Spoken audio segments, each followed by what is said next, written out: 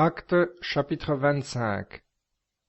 Festus, étant donc arrivé dans sa province, monta 3 jours après de Césarée à Jérusalem. Les chefs des prêtres et les principaux d'entre les Juifs vinrent lui porter plainte contre Paul. Avec beaucoup d'instance, ils lui demandèrent comme une faveur, dans un but hostile à l'apôtre, qu'il le fît transférer à Jérusalem. Ils préparaient un guet-apens pour le faire périr en route. Festus répondit que Paul était gardé à Césarée et que lui-même y retournerait sous peu. « Que ceux d'entre vous, ajouta-t-il, qui ont qualité pour cela, descendent avec moi, et s'il y a des charges contre cet homme, qu'ils l'accusent. » Après avoir seulement passé 8 ou 10 jours à Jérusalem, Festus descendit à Césarée.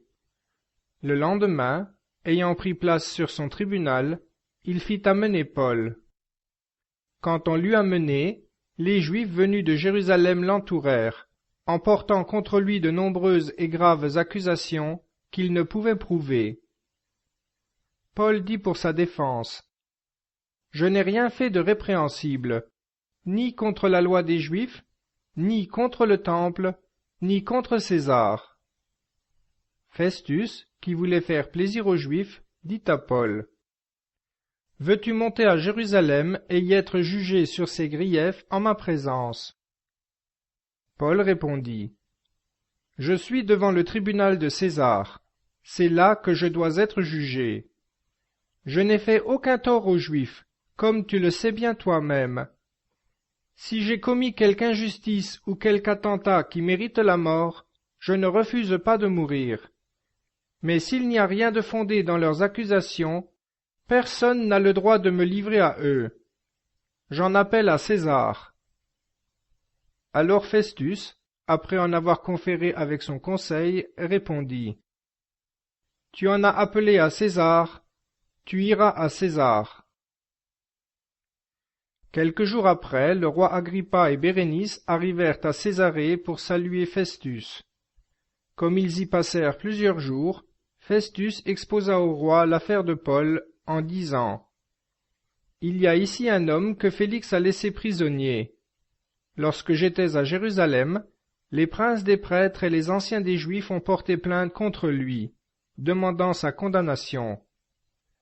Je leur ai répondu que ce n'est pas la coutume des Romains de livrer un homme avant d'avoir confronté l'accusé avec ses accusateurs, et de lui avoir donné les moyens de se justifier de ce dont on l'accuse. Ils sont donc venus ici, et, sans différer, j'ai pris place le lendemain sur mon tribunal, et j'ai ordonné de m'amener cet homme. Les accusateurs, s'étant présentés, ne lui imputèrent aucun des crimes que je supposais. Mais ils eurent avec lui des controverses ayant trait à leur religion particulière, et à un certain Jésus, qui est mort, et que Paul affirmait être vivant. Comme j'étais embarrassé pour faire une enquête sur ces matières, je lui demandai s'il voulait aller à Jérusalem et y être jugé sur ces accusations. Mais Paul, en ayant appelé, pour que sa cause fût réservée à la connaissance de l'empereur, j'ai ordonné de le garder jusqu'à ce que je l'envoie à César. » Agrippa dit à Festus: « J'aurais voulu, moi aussi, entendre cet homme. » « Demain, répondit Festus, tu l'entendras. » Le lendemain, Agrippa et Bérénice vinrent en grand faste. Quand ils furent dans la salle d'audience avec les tribuns et les principaux personnages de la ville, Paul fut amené par l'ordre de Festus. Et Festus dit: « Roi Agrippa, et vous tous qui êtes présents avec nous, vous avez devant vous l'homme au sujet duquel les Juifs sont venus en foule me parler soit à Jérusalem, soit ici, en criant qu'il ne fallait plus le laisser vivre.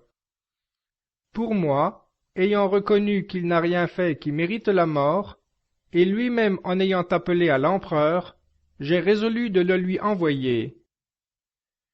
Comme je n'ai rien de précis à écrire à l'empereur sur son compte, je l'ai fait comparaître devant vous, et surtout devant toi, roi Agrippa, afin qu'après cette audience je puisse rédiger mon rapport.